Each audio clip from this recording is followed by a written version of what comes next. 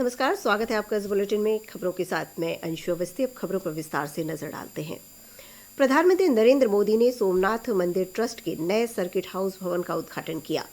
30 करोड़ की लागत से बनने वाले इस भवन में तीर्थयात्रियों के लिए अत्याधुनिक सुविधाएं उपलब्ध होंगी। उद्घाटन के अवसर पर संबोधित करते हुए प्रधानमंत्री नरेंद्र मोदी ने कहा कि सोमनाथ आने वाले पर्यटकों के अत्याधुनिक सुविधाएं सहित समुद्र की लहरों के साथ सोमनाथ मंदिर के शिखर के भी दर्शन होंगे।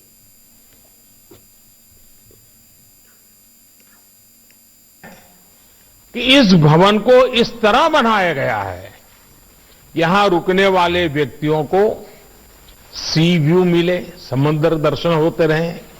यानी लोग जब यहां शांति से अपने कमरे में बैठेंगे तो उन्हें समुद्र की लहरें भी दिखेगी और सोमनाथ का शिखर भी नजर आएगा।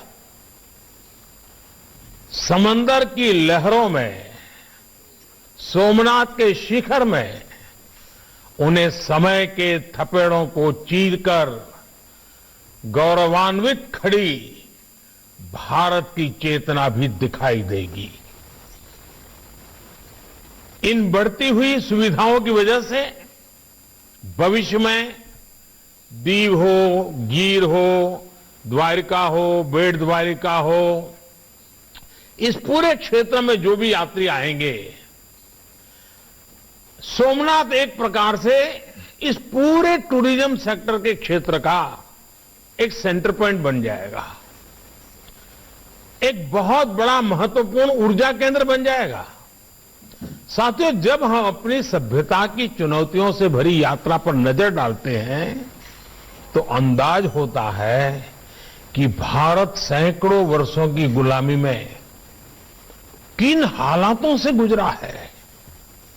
जिन परिस्थितियों में सोमनाथ मंदिर को तबाह किया गया और फिर जिन परिस्थितियों में सरदार वल्लभ भाई पटेल के प्रयासों से मंदिर का जीर्णोद्धार हुआ, वो दोनों ही हमारे लिए एक बहुत बड़ा संदेश है।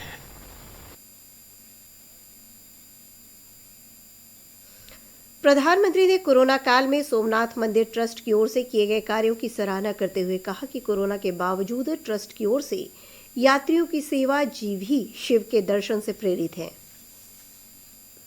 ट्रस्ट ने कोरोना की मुश्किलों के बीच जिस तरह यात्रियों की देखभाल की, समाज की जिम्मेदारी उठाई, उसमें जीव ही शिव, ये जीव ही शिव के हमारे विचार के दर्शन होते हैं।